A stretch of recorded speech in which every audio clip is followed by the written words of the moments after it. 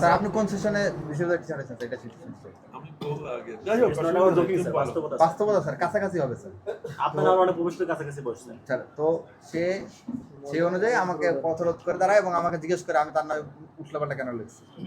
আপনারা জানেন আমাদেরকে ছোটবেলা থেকে শেখানো হয়েছে আবুল মনসুর আহমেদের আদু ভাই গল্পটা আমাদেরকে পড়ানো হয়েছে। আমি যখন ছোট ছিলাম 9-10-এ পড়ছি আমাদের আনন্দ পাঠে এটা ছিল, সহপাঠে এটা ছিল।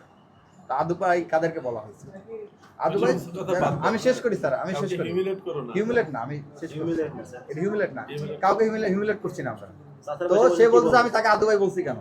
কারণ তার আমি যে পোস্টটা দিয়েছি আমি হয়তো অনেককে আদু ভাই বলেছি, কিন্তু এই আলাউদ্দিন সাহেবকে আমি ভদ্রলোক বলে সম্বোধন করেছি। এই ভদ্রলোক 6-7 সেশনের শিক্ষার্থী এইভাবে বলেছি পোস্টে, কিন্তু তারপর সে আমাকে চার্জ করে। আমরা কাউকে হিউমিলেট করে বলবো না। হিউমিলেট না স্যার, এটা হিউমিলেটের কি আছে? এটা আমাদের আমাদের শিক্ষা, আমাদেরকে এটা শেখানো হয়েছে, ছোটবেলা থেকে পড়াশোনা করা হয়েছে। আদু ভাই কারা এটা আমাদেরকে স্কুল পাঠ্য, এটা আমাদের।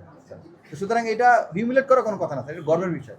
যেই গাছ লক লক করে বেড়েছে সেই গাছ অল্প ধরে ভেঙে পড়েছে। সেই জন্য আদু ভাই বছরের পর বছর ধরে একই ক্লাসে ছিলেন।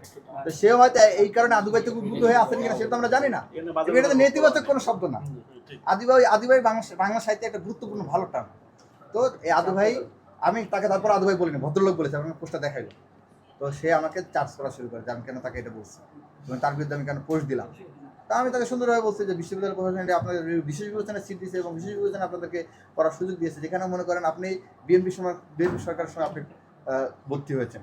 স্বাভাবিকভাবেই আপনি অন্তত 2-3 বছর তো ভালোভাবে কন্টিনিউ করতে পারছেন, কিন্তু তারপর আপনি এখন ফার্স্ট ইয়ারে সেকেন্ড ইয়ারে উঠছেন। তার মানে কি?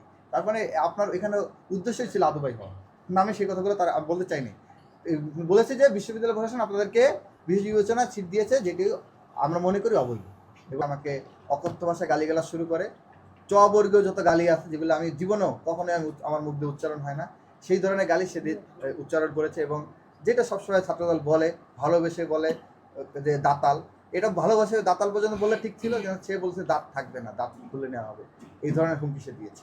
আমাকে দাঁত ভেঙে ফেলার হুমকি দিল এবং সে এই পর্যায়ে এইভাবে শুরু করলো এবং সে শেষ করলো হচ্ছে মেরে ফেলবে বা জীবন রাখবে না, এই ধরনের দিকে যে সে আমাকে প্রথমে সে মারতে আসলো, হাত ধরে মারতে আসলো, পরে তার সাথে 2জন ছিল এবং আরো শিক্ষার্থীরা জড়ো হয়ে গেছিল।